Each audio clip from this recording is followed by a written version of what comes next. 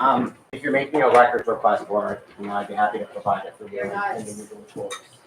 But I just don't have that readily available, so. They're not records requests, I mean, but if tomorrow's meeting, they're gonna be discussed, I don't know why they're not on the website. I don't know if he's gonna discuss all of them, and a lot of them are things dealing with surveillance stuff that the public is already, and he's not opened that workbook yet.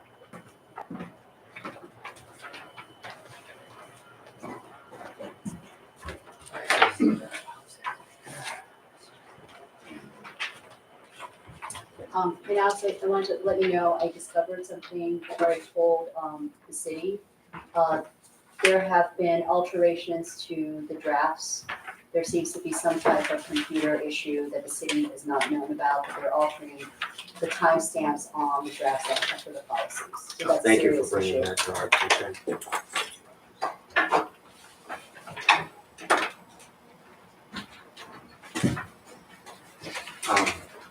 Jim, statement. Yeah, no, I read it. The agenda.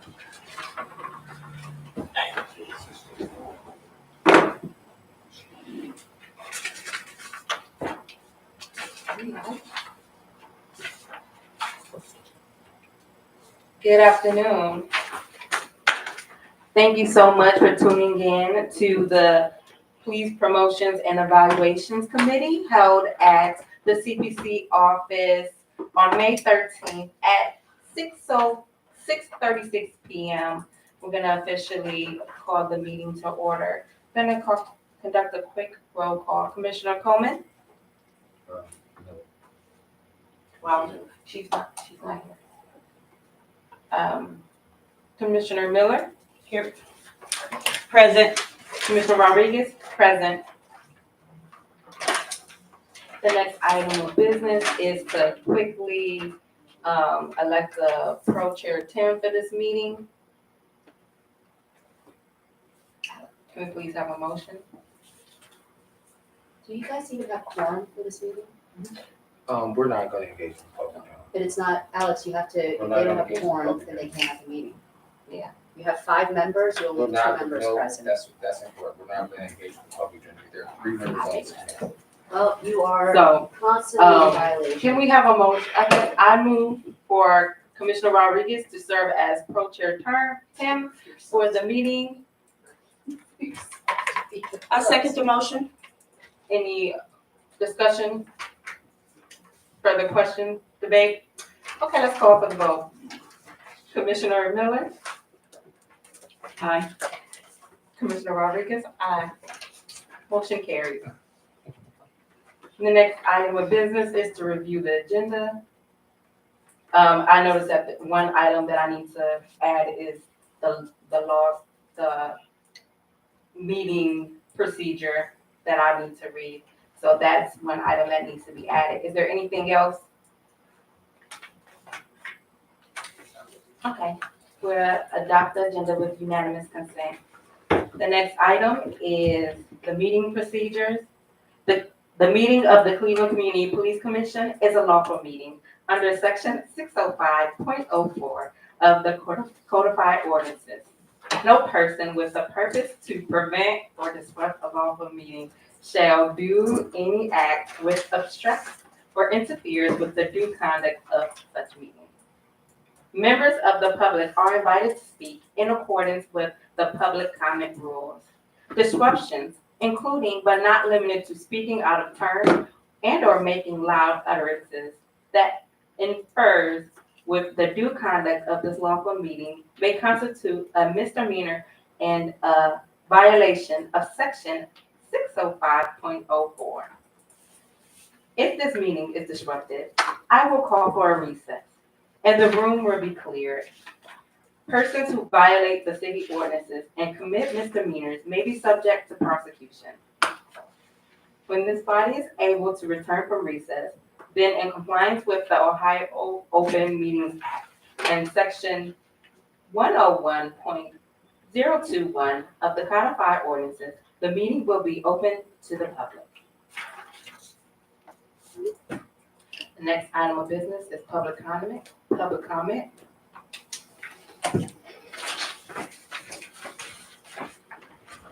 We're gonna set you up over here, just so that there's a line you are. Actually, you can, just stand right here if you don't mind, and I think everybody can hear you. Can, I would like to be on public record, so I can. Do you have the mic? okay, there you go. Thanks, Jocelyn. Hello? Does anybody know how to turn this on? Yeah, that's why I had to use that mic because it's not. This one's working. Yeah, I don't know. Michelle, do you know how to turn this on? I'm not sure if What we can do is, we can ensure that is picking up the audio. It doesn't. Not well. I don't understand why I can't just use that microphone. I can't get it. Okay, if you mind, just, I you will can, need you to can be, send, you you can send know, over there. public It's not comment needs- working. It's not Then working. I can use one of these. Public microphones. comment is Then you permitted, should, public comment is permitted, but but I'm not gonna there's no. shout at the camera like this. There's- You guys are in violation, because this will not be caught by the, She can use my mic. thank Well, you. hang on, but she has to go back there. There's, only members of the committee, and any attorneys This is and staff ridiculous. and those invited to You the would table are rather at- keep are at somebody the off table. of record to meet, and your laws about, your rules about. I'm not saying being you're off the recorded. record, I'm just I saying. am off the record, What you're I saying- cannot be heard. Can she speak right here with the microphone so that? It's not really gonna pick me up that much, it's gonna be very quiet. No, I think we'll have. Like a. Oh, that's why. It's easily resolved. How about I stand there, I won't sit at the table and I will speak into the mic, my God. Okay, would that be okay? It's not even working. Yeah, it is working. Mine, oh, Hello. Hello. down there. I wonder if they heard me. Why don't you move John's mic over, I could just use his. No, you cannot. Why can I Well, not use it? hang on. If you'd like to have a public comment, you can make it This right is not- there. this is- It'll be captured in the No, it minutes, will it'll be not be captured on your body captured. It will cam, not it'll be be- captured it's not- on there. It's not okay. The public needs to know what is happening on this commission. You're now not even prepared to give a proper microphone for this public comment. Gosh, I just have to stand there because of like, Yeah, please stand there. There's no legal, there's no legal. There's no legal mandate that you have a microphone. So if you'd like to give a public comment, please feel free to give a There public is comment. a, I'm so not, you're I'm not literally protecting you. now. There's the mic. And I'm not gonna. Please stand behind me. Oh my gosh, because, okay. Is this working? Okay, thank you. 3 minutes for the public and a former commissioner to expose what is happening on this committee and this commission. The public needs to know that the Promotions and Evaluations Committee has been involved in covering up for their own malfeasance. We received a complaint from a community member about one of the officers that was being considered for promotion.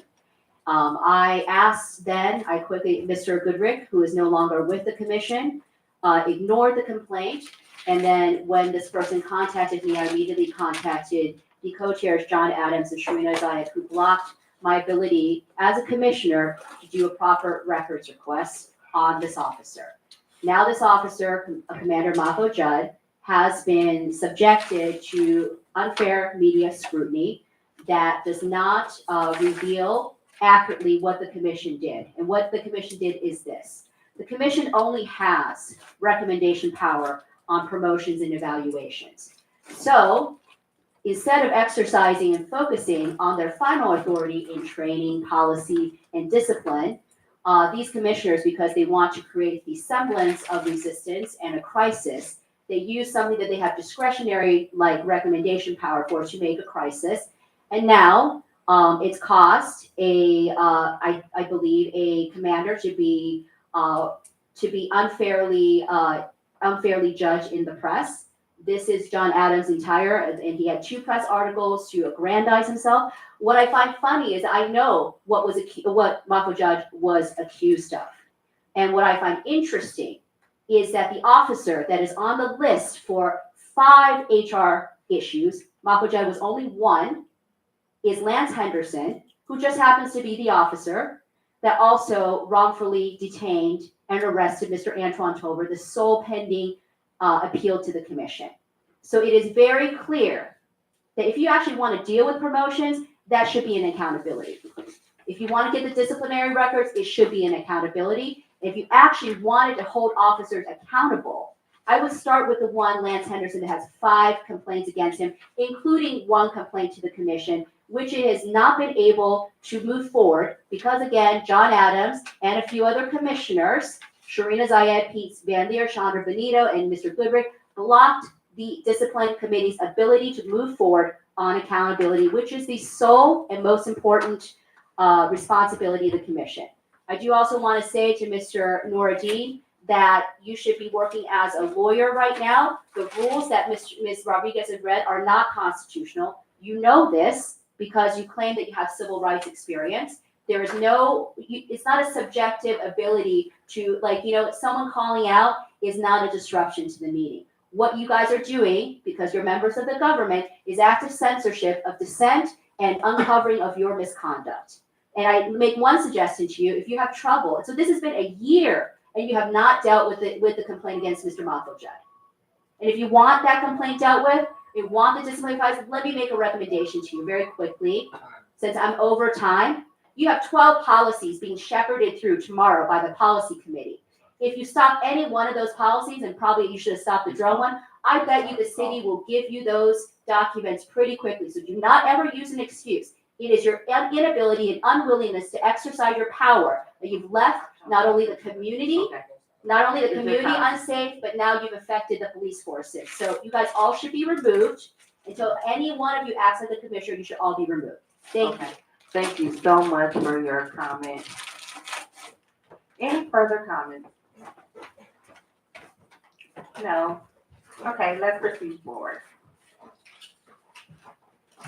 So, as we know, we've had a number of new commissioners, so this will kind of serve as an overview as well as an update. In just as we might have known, it had a pause for a variety of reasons, and as a first meeting to reconvene to move hopefully this forward and finally wrap this up.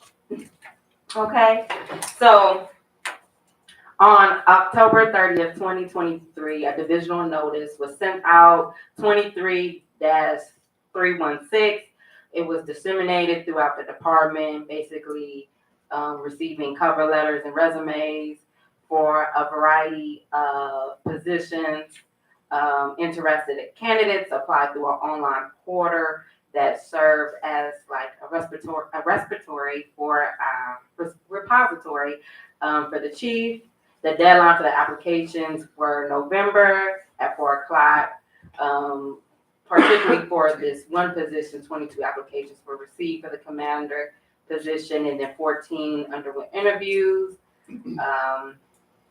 So the CPC did not receive information regarding the criteria or the process used to narrow down the candidates, of basically how it went from 22 to 14. But overall, the interview explored visions, operational assessment, availability, and handling of information and difficult conversations, which we can see is very important.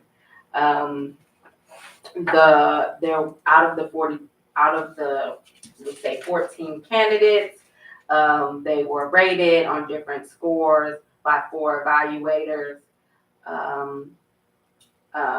and they received like different evaluations. So that basically had transpired in the beginning. So the CPC was not involved in that process, and that basically kind of formed this committee about like how to proceed forward. As we know, we are residents with various information and experiences. So it was kind of, how do we create a policy? How do we create rubrics to try to score to ensure fairness, right? That was in the spirit of the charter. So I'll stop there. Is there any questions? Do you feel like there needs to be any further information or explanation about that? Because I know you're coming on board as well as. No, I understand. Thank you. Okay. And I would say, Mm-hmm. So to the chair, so for further information, so what happened was we had learned in February of 2024 through social media that commanders or the two commanders were appointed without a recommendation from the CPC. So we eventually discovered that the announcement of the position in October and that basically the public information for the fact that the positions were open they were being sent in divisional notices. This is before we had passed a policy that had required the GPO policy that we had passed in December. So when we saw the social media post, we reached out to the public safety department and the mayor's office to state that that those appointments were unlawful, that they were adverse to the charter, and that those appointments should be rescinded until the CPC can make a recommendation. So in response to our request in February, the mayor's office replied that the positions will be moved into the interim until the CPC make their recommendations. So as we attempted to move forward with those recommendations, we had started meeting with the committee. And I can't remember, I think that meeting may have been in June or late May, I think it was June of 2024. And we had a meeting and we had started going through the applications and everything. It was Adriana, Commissioner Rodriguez and I were both a part of that.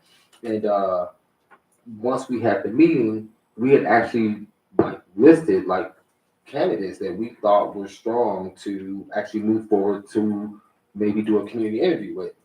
But before we could get to that point, we got a communication via email from a community member who expressed concern over one of the candidates that we had actually suggested that we might want to move forward.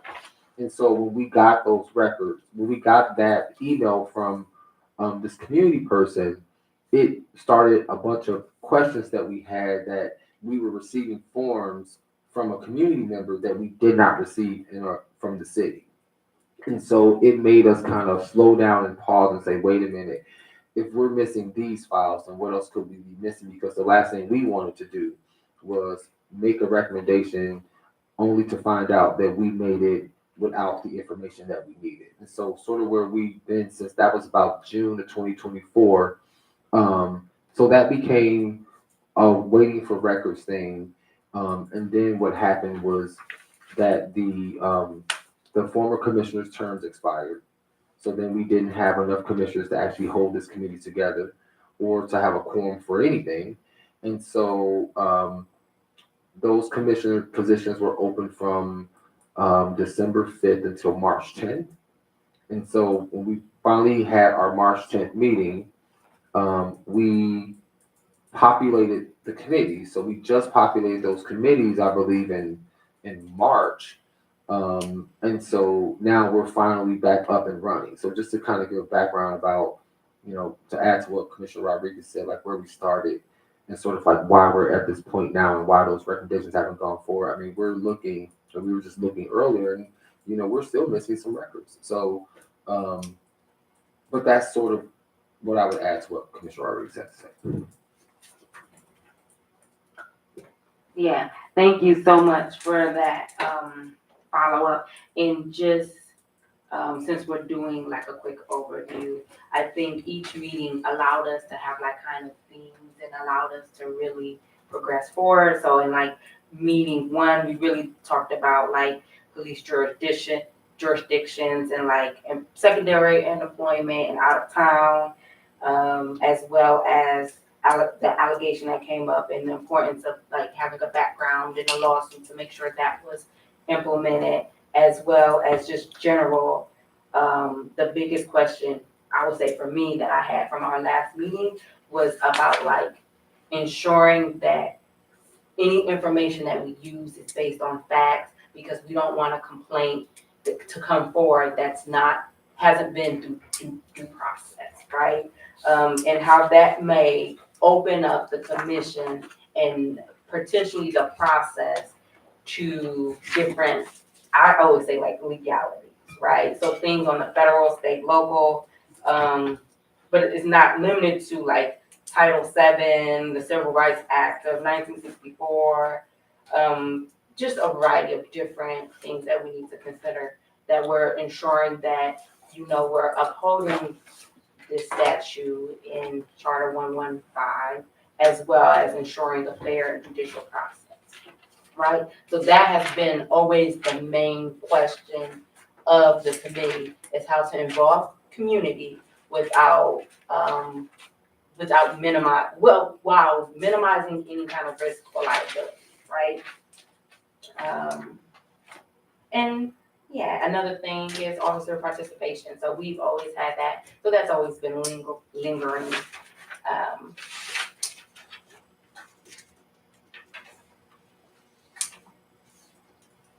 But with that, we can move forward with reviewing the actual policy, because it will have to have some modifications for a variety of reasons.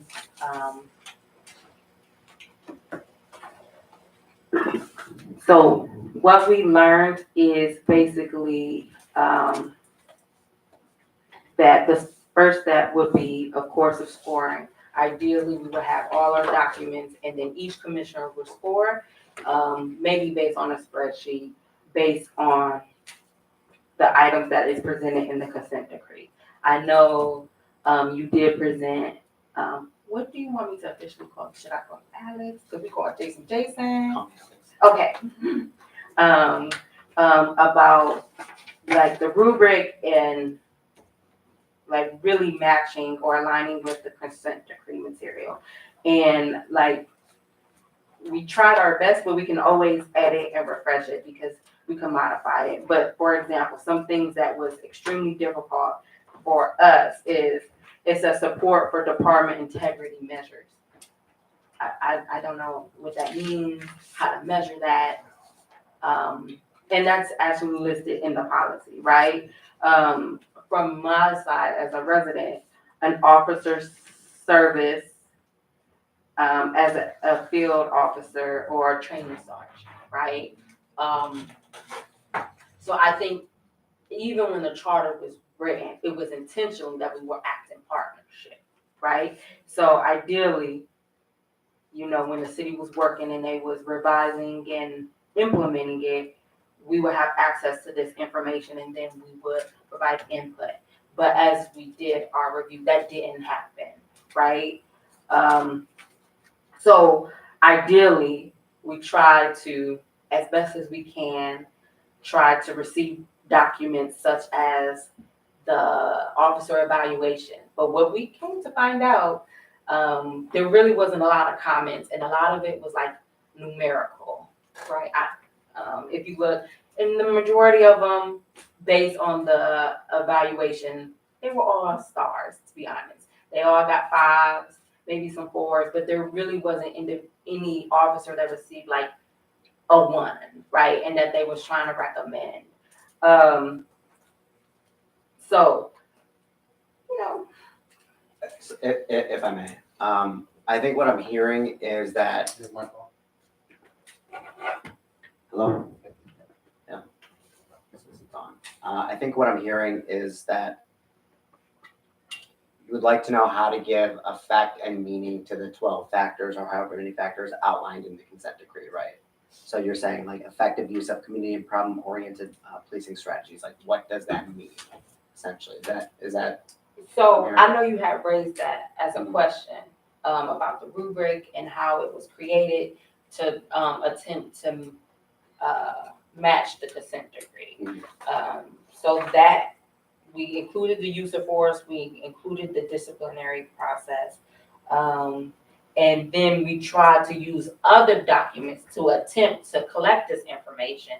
But what I'm saying from hindsight, 2020, from like a year later, ideally that would have went more into depth in the evaluation. But when we got the evaluation, it was a little, they just put numbers. Some people provided more in depth, like a narrative, but overall that wasn't the general consensus. So we attempted to use resumes and things like that. If I may. Yeah, it's a dialogue. So those are the guiding principles in determining whether an officer may be promoted under the terms of the consent decree. Those don't preclude you from considering other Yeah. documents or anything else, but to ensure that the consent decree is followed and also to allow for the greatest weight to be given to this body's recommendation to the mayor, I would recommend that you follow those terms and the rubric be based on those items specifically. Yeah, but what I'm saying is, like, department integrity measures. I don't know how to measure that. So even prior, that's a very broad term that I don't know. So So, and where, I'm sorry, where, So if you look under, like, step one, so we put it the, consent decree language right here. It's like in a small paragraph. Mhm. Do you see it right there? Support for, okay, departmental Yeah, integrity so- measures. So I think so again, what I'm hearing is we have to give meaning to that. What does departmental integrity measures mean? So that can be defined or fleshed out in a rubric or in this policy or at the meeting to figure out, okay, what does this mean? How do we give effect to this factor? So departmental integrity measures, it could mean, are you adhering to the overarching policy and mission of the department? It could mean other more minutia matters. But I think that's what this body can sort of define. Well, you know, what does it mean in this scenario, in this context, when you're evaluating, the application for commander? That's, okay. I was gonna say, I know that when we were talking about this last year, like the last meeting that this committee had, we did recognize that some of the parts, like some of those 12 points, like A through K in the consent decree, because some of them seemed like they were more concrete and some of them seemed like they could be a little harder to like put into a rubric, or just how do you even measure, something like, Department integrity. I don't know if that's one of the points though. It is. A through K? I'm looking at the consent decree. Oh, what's it? So the consent decree, so I guess the point I'm making is that maybe there could be maybe I have an older version of the consent decree, but my G Talk says about the some actual part. consent decree, I'm not looking the at- policy. No, I got it. Yeah. I got the It is. consent decree right here. Yeah, I'm looking at paragraph 314. 318. So 318. we're doing the modified. Are you on the modified or Which? are you on the modified?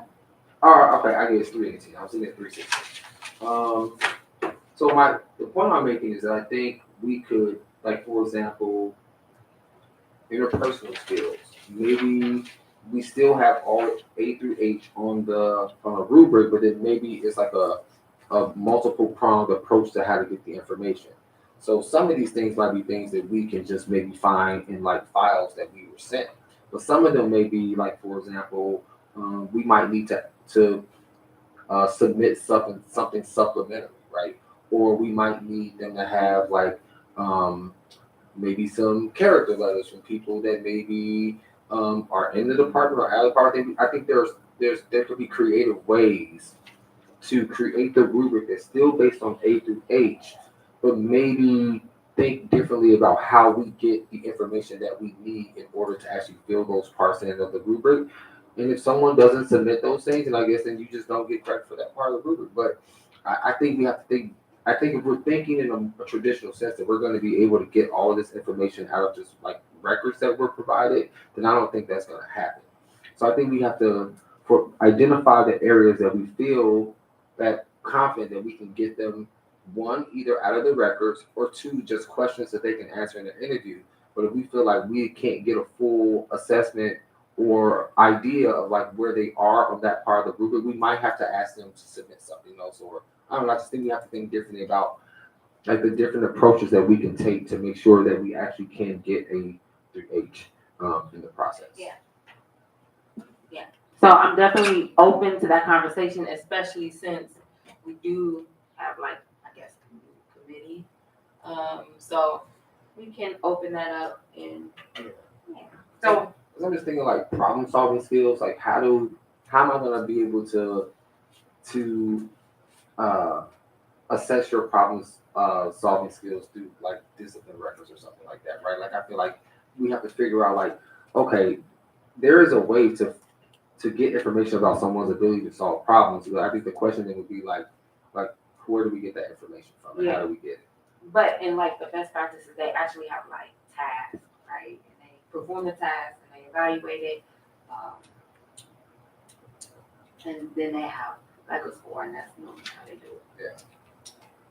And we have to think like But even that's, that's like I don't- general, but it could be like, well, what kind of problem solving skills are we looking for? We're looking for problem solving skills like in crisis situation. We're looking for problem solving skills as it's like a more traditional type that's of what I'm saying. right. So I think we have to. I think I agree with Alex. I think you were saying the same thing that like we might have to flush some of these things out a little bit more in order to accomplish our goal.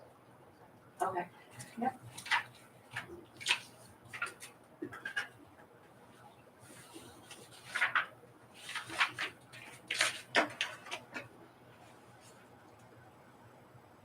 So then, the next item was the background checks.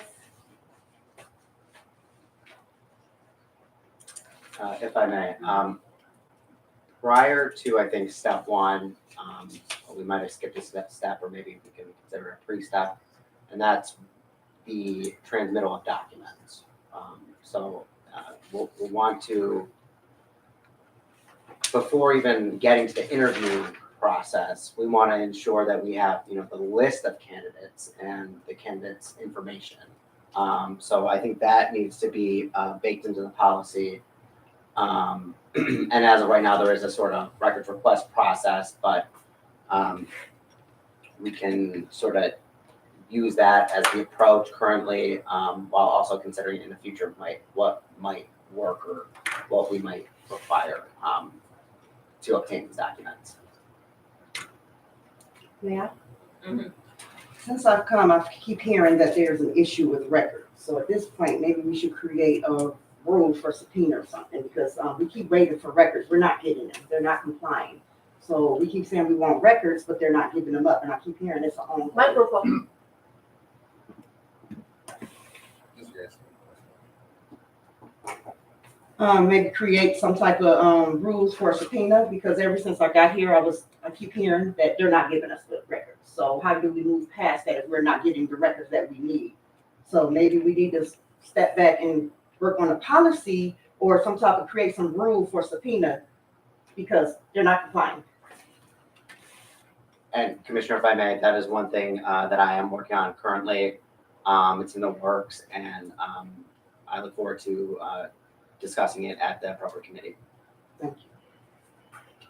Yeah, so it's twofold, because we have been, the commission hasn't been operating because a number of commissioners had to pursue forward and decided not to return or whatever that was. So, I'm sorry, that stopped their records from coming still. It's still other commissioners. so we never followed up. So the committee, the request was sent, but because we technically wasn't working, I sent text, but So they a didn't- formal follow-up from the committee and the coaching, I don't think that has happened.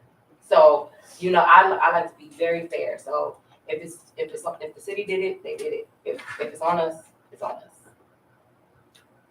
I definitely understand fairness, but it's like we keep chasing our tails here. So we need to do something to move forward at this point, because it seems like we keep having the same discussion over and over.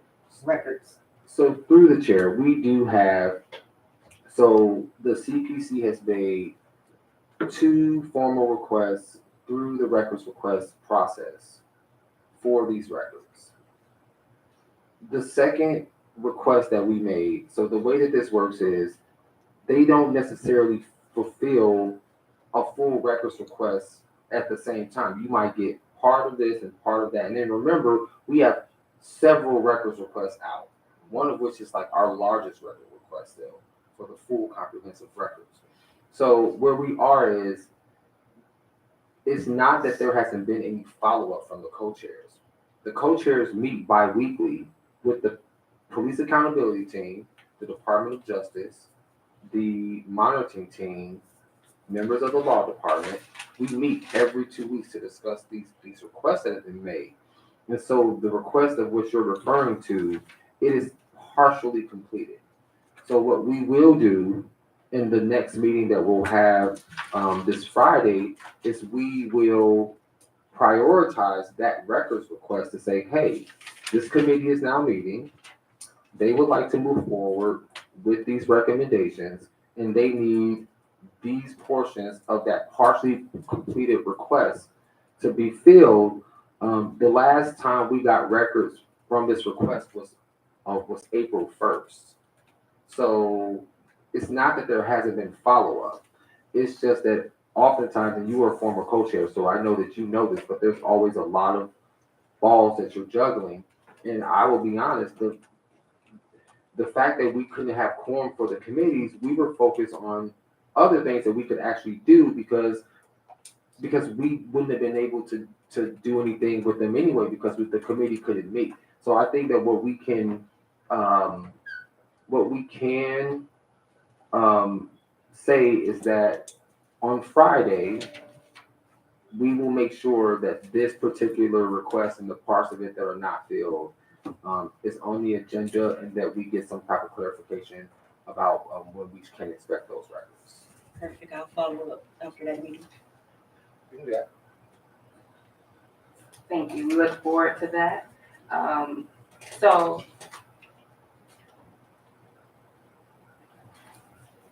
yeah, so it's particularly receiving those records. We'll be able to do the scoring, but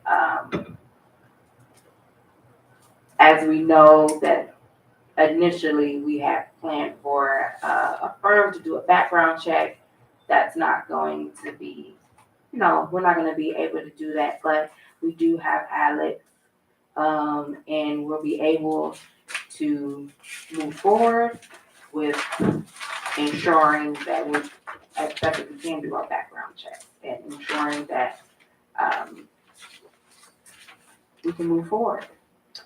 And what I'll say in that regard is, I will not be doing background checks, but, I am here to advise the commission on what they can use and what they are not permitted to use, in consideration of their recommendation of an appointment. But regardless, I believe that the city, as part of employment, mandates a background check pre-employment. So to the extent that you have internal candidates, those have already been vetted through a background check. And to the extent it's an external candidate, I believe that the city would still require, as a part of employment, a background check as well. And the background check, I think, would be limited more so to, some credit history, along with, financial and tax implications and all that stuff. I think the things that are articulated in the consent decree are more so based on either documents or interview questions. Question. So if they came in 10 years ago, you don't think they should require a new background check? Because so much can happen between that time. And I think that is a good question. I think that's something that needs to be fleshed out amongst the committee members. So yeah, so initially when it was brought up because things can happen, anything can be brought up. But to do that costs money, right? So let's be honest, we don't have that fund. So we have to discuss what is feasible, what's realistic, what we're able to do. Because, not in a mean way, theory and practice are two different things. And we have limited capacity of time, resources, and staff, and even commissioners' time, right? So how do we ensure that we do a judicious search and provide a good recommendation, but within our means, and that's the reality, right? So I'm not sure if we're able to. So, but that was basically the point, that things may happen. Things was brought forward, such as different kind of lawsuits and things like that. So it just seems like whatever we receive is how we're gonna have to pursue forward and try to kind of work with the information we receive. Mayor, how many candidates are we talking that we need a lot of money for a background check? I'm not being funny. I mean, right now, through the chair, to the commissioner, there are roughly 6, 7 interim commander positions currently. And And, and so there could be, I'll pay for it. there's probably at least 30 candidates, but sometimes there's overlap with the opening. So like you may have someone that, I mean, I don't want to like say it's like more than what I know is there. But sometimes there's overlap in the people that apply for the positions. So you might have that many open, but there may not necessarily be like 10 or 15 candidates for each position. Like there could be, but there could be like duplicates on different commander openings. So, I think that's one of the things that the committee should do at this point is, and you can either direct this for the co-chairs to do for you. If you send me or Shamina a request, we would pursue it for you and CC you on everything, or you can do it directly yourself as a commissioner and probably chair this committee. But I think what we need is, because since we last met and now there's been additional positions that have opened up, and so I don't really have a good idea of exactly how many candidates we have for all the positions in totality. To even answer your question, Commissioner Miller, we have requested sort of like an update. We requested an update on the status of the actual current commanders, whether they're permanent or interim. But I think that to keep the authority and the work of this commander's recommendations consistent, I think that should go through this committee. I think this committee should know exactly what positions are open, and I think this committee should know exactly how many candidates they have. So we didn't want to wait till the committee met, but I think that's something that we need to be updated on. So that's something else we need to provide. So, yeah, so because the committee hasn't been operating and functioning, I don't have that information to give you. And what I will say is part of the record transmittal process, if this helps quell any concerns, we have requested previously a full historical investigation, disciplinary records, including complaints forms, any open investigations, any pending AI investigations, any OPS investigations, any human resources investigations, any records of litigation involving the officers in their official capacity as members of the CPD. So I understand that there can, 10 years is a long time, and a lot can happen in 10 years.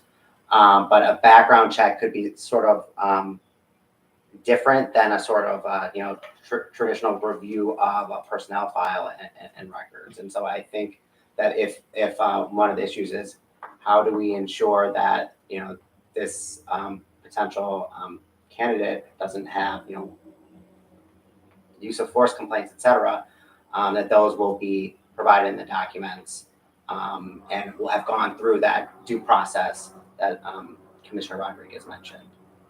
And those that go for like personal, not just work, but personal things that happen, when they're not on the clock, that like personal life, domestic violence in the home, things. And potentially, what I will say is a lot of times, if there is a criminal conviction, then that there's a sort of a departmental policy that would, I don't want to say like termination would resolve, but there are policies against it. So to the extent went through that process, which would be public, and the department knew of it, there might be a corresponding sort of, conduct on becoming of an officer charge, internally.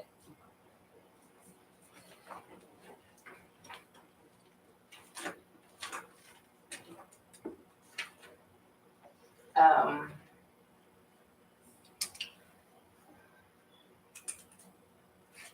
Yep, so that's one update that we're really providing to the community is that initially we wanted to do this process, but we're not gonna be able to. So essentially, when we receive the documents, it's a review probably of Alex to ensure what we can review, what can we utilize, especially as long as it's applicable to any kind of laws, and that we're not acting partially, acting in an impartial manner. And if I may, one of the things that I would like to happen is, because this is an employment decision, and employment law can be complex, especially in this sort of scenario when, officers do have their own sort of constitutional rights as well, is provide some training, either maybe I will or a member of the law department will, or us in conjunction with one another, will provide that training so that the commission sort of has that background, baseline knowledge of what, can be considered, what cannot be considered once you receive these documents. And you said that's training to the CPC? That would be training, probably to this committee, and then potentially to the full commission as well, if and when it gets to that point. Okay. Okay, and then the last step, once we conduct our final review, would be a community interview. And basically the interview is basically for the community to basically to attend and see who will be their potential commander. Basically, the committee will kind of explore the questions, review them, kind of vote on them so that we're not in violation, but we will ensure that anything gets sent to the commission ahead of time so they can provide their input as well. As you see, there's a list of prohibited questions to ensure that we're not violating, but the training that you said would be helpful to ensure that that goes more in depth. Basically the community interview procedure, that we will release the records that we receive in advance so that the public will be able to have access before our event. It would include any kind of applications, use of force, discipline files, any documents that we create as a committee. It has to be that kind of reviewed by the law department, as well as that's really it. Then we will have our list of questions that we talked about. The applicants will appear like one-on-one so that they don't hear each other's answers, and that way they're not modifying them. And then we're going to attempt to get community feedback. Provide a final recommendation.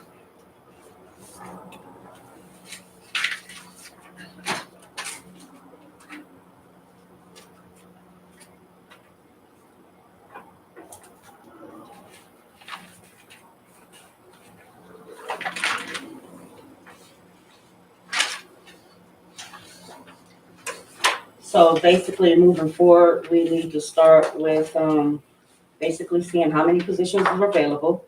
And then moving on to basically seeing how we're gonna, not judge, but how we're gonna measure, like integrity and things of that sort. And make sure we have any, make sure our request is completed too.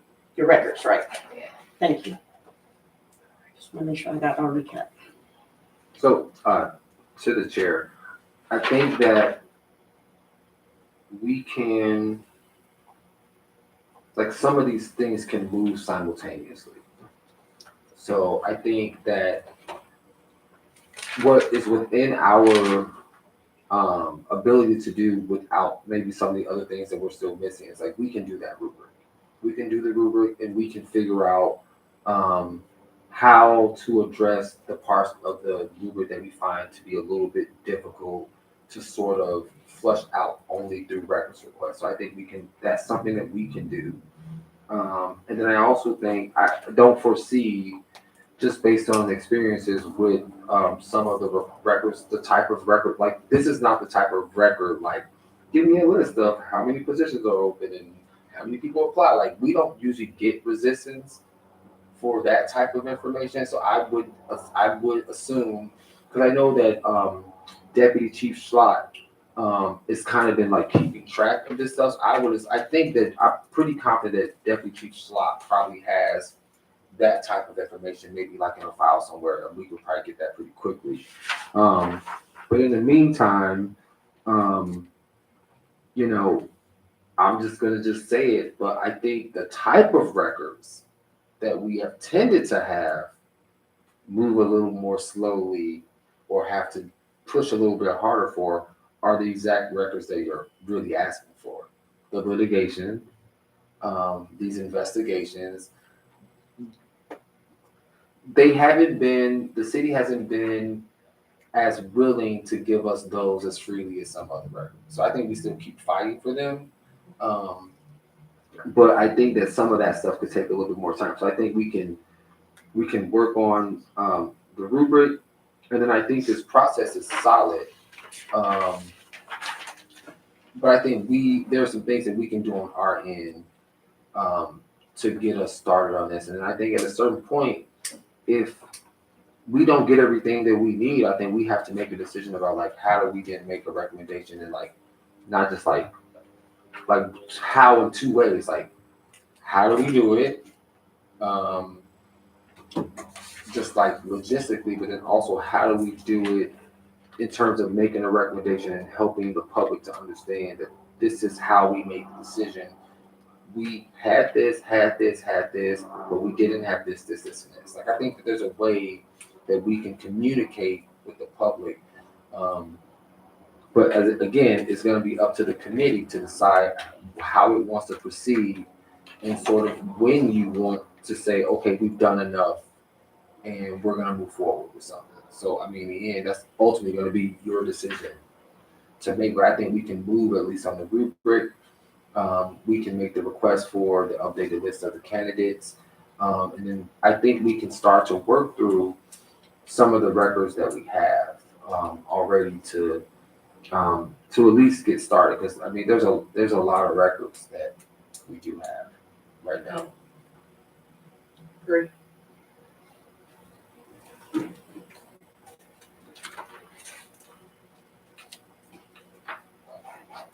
So for the rubric, it was sent, do we want to set a deadline and say, or like have another meeting, or about to just do that, or how do we want to go about that? Can I have another special meeting?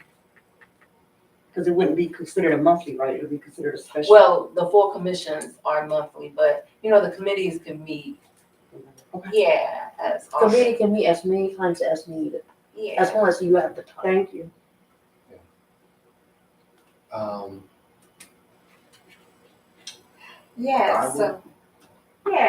So we have a few items. So how would we like to proceed forward with the rubric? I could send out a doodle. Oh, It's in a meeting. a meeting? Okay, yeah, I could send out a doodle. Yeah, especially considering that we have some commissioners. Not here, and then So I think a doodle would be best. yeah, and then we can give you some time to review it, to have some time to think. Yeah, because I'm not gonna lie, I try my best with my little hat, but you can only do so much. But I am definitely open to modifications. I'm definitely open to revisions.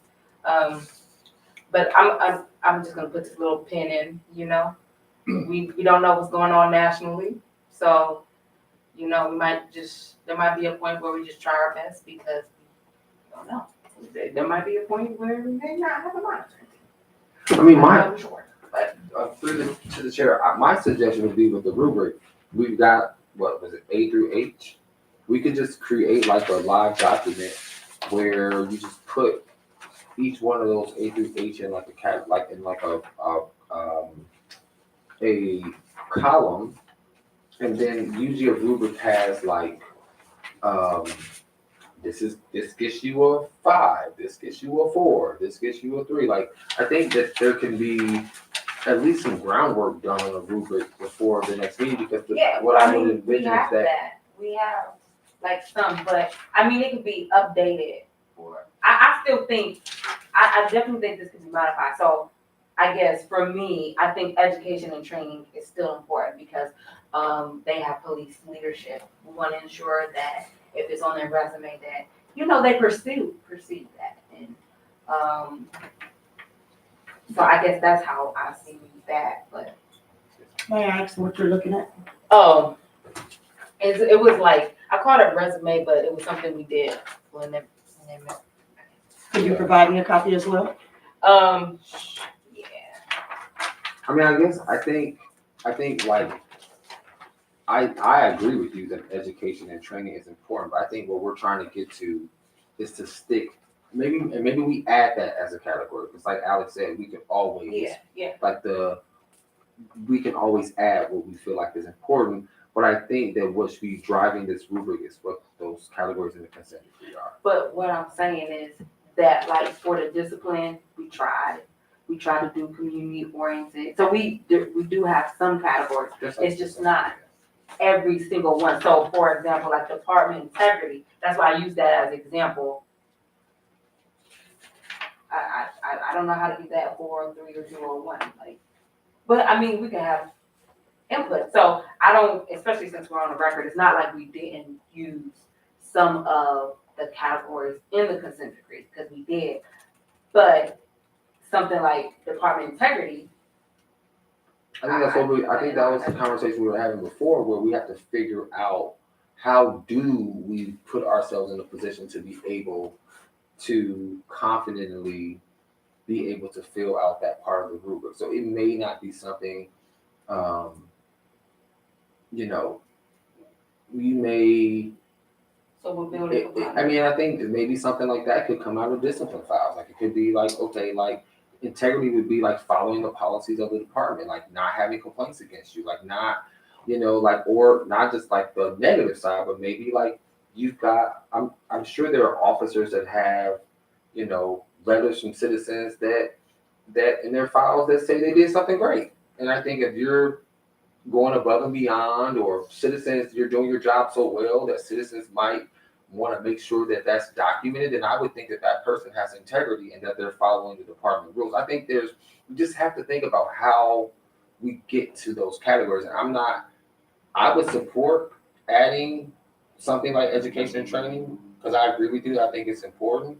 But I really do think that as closely as we can stick to those categories in the consent decree, the better. So I guess, are you saying to like modify it, update it, delete it, get rid of the rubric we have? I guess that's what I'm asking. Listen, I'm just here to give my opinion as an ex officio member of this committee, but I personally think that we need a new rubric. I think, like, from my experiences, like, it's just like when I would be in college sometimes. I would write a paper and I would be like, okay, and then you come back to the paper, you go to the writing center, you do whatever you're gonna do, and there's like so much work to fix the paper that sometimes I lost the paper. It didn't save. Whatever happened, right? And then I'm like, I have no choice but to rewrite the paper. But the paper that I rewrote was better than the paper that I lost. Yeah. So I just feel like, maybe we just do a new rubric, and then we take the parts of that rubric that we want to keep and add it to that. So I look forward to your version of the rubric that you bring forward. And I look forward, and then maybe we can complete something all together. Like I said, I provided my insights and my thoughts. At this point, I don't have any more. If you would like to delegate that task to me, I will be more than happy to take it. But I just think that what we've been talking about is sticking to the consent decree. Mhm. How about we get the rubric to everyone on the committee and then go from there to say if it's good or not? Because I haven't even looked at it really, need to think about, I mean, I looked at it, but I haven't had time to. So, I mean, instead of, let's get it to the other members and see what they think and add their input instead of just saying that. I'm not gonna say that's not no good. I don't know. And if I may, part of these, we could look at other, police orders and whatnot, so, I did a search for, any integrity policies of the CDP, and there are divisional values. So you can use that as a guideline for determining whether that is departmental integrity. It essentially says professionalism, respect, integrity, dedication, excellence, and it's a resolution, just setting forth the overall values of the division. So you could use that as a framework as well. I also like the idea that Co-Chair Adams, he set up a doodle thing going like for ideas. We can do that as well. So that way we can start coming up with ideas instead of coming to the table like, what we gonna do? We can actually think about it and make it intentional.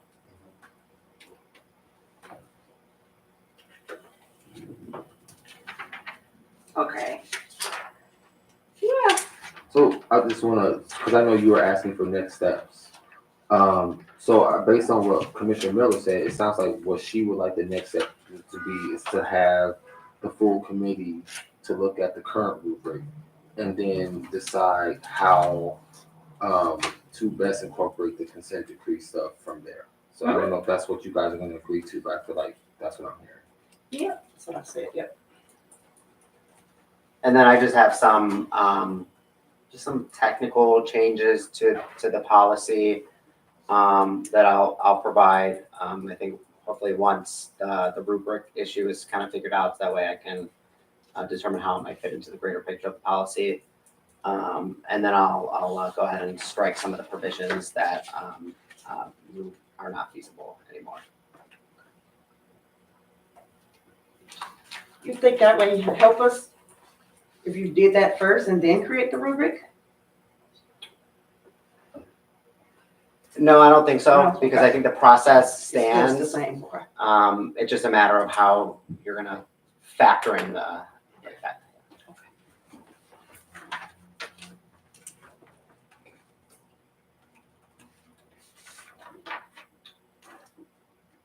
So that's all I have. Any further questions? Oh, wow, we flew through that.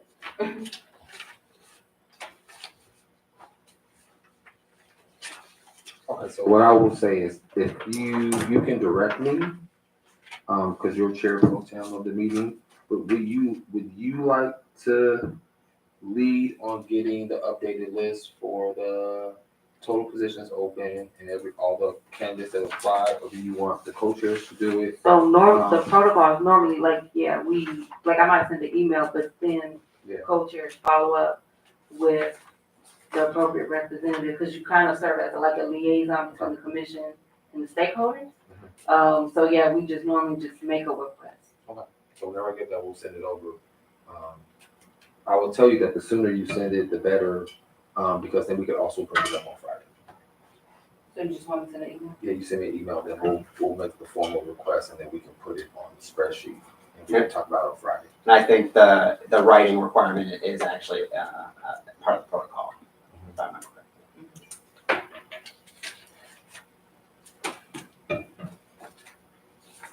correctly.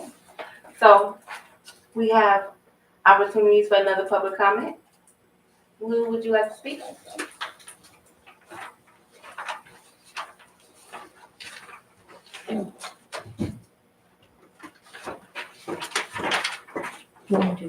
I don't think I How can. did y'all get this to work? And we're gonna go ahead and, Nope. we're gonna use the microphone just to ensure. It's not working. He not get it. In general, we can use the Well, mic. we're just gonna use the microphone, just to make sure. Use that your the mic- microphone too. Yeah, we're gonna use that mic. We used this microphone for the first one, so we want to be consistent. Is that working? It worked before.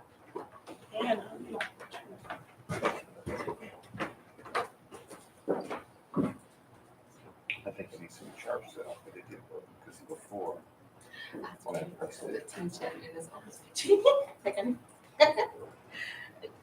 But all the button stuff, that's what it is. That's Oh, okay. There you go. All right. So basically the buttons can. If you don't mind, just so that we have consistency, you can stand right there, please. It's not I mind or I don't mind situation. If this is not working, I have to use Is it another. not working? I think It's it's working. I It's hear you. working now, Yeah. but it didn't work at that time. I know, well, what, if you wouldn't mind just standing here and that's where we're gonna have public comment moving forward. Thank you. Just right here. Okay.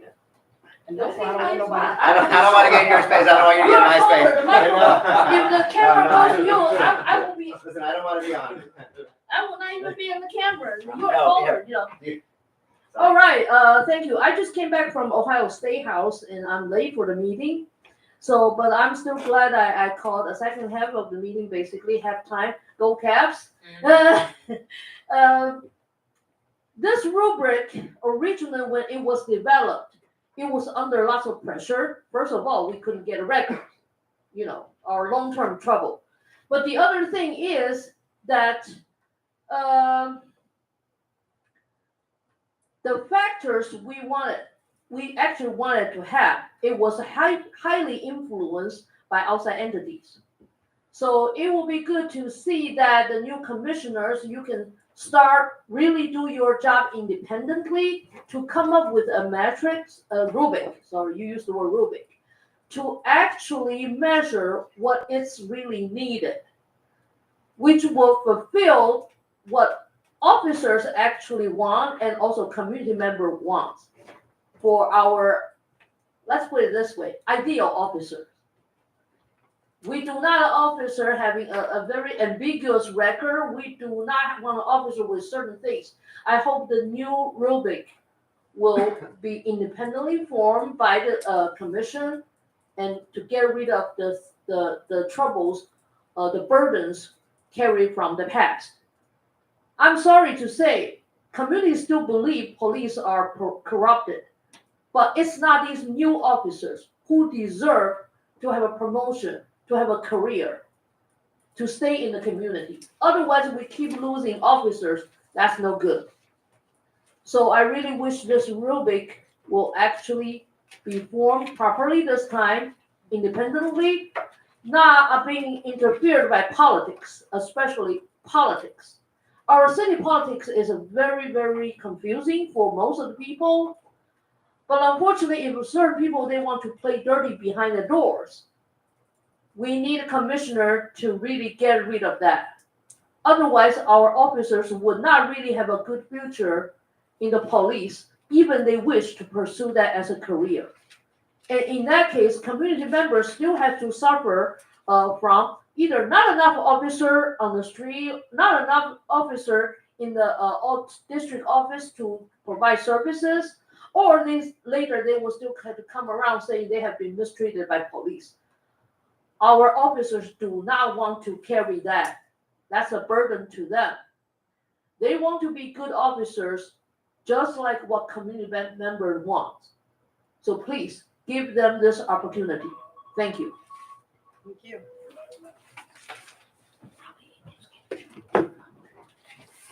Thank you.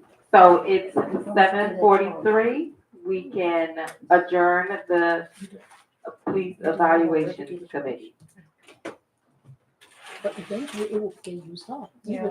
Even the button is not stick next time. Michelle, If even it's not sticking Feels next like time. all right. You guys are done? Yeah. Okay, thank you. It has to Thank be you.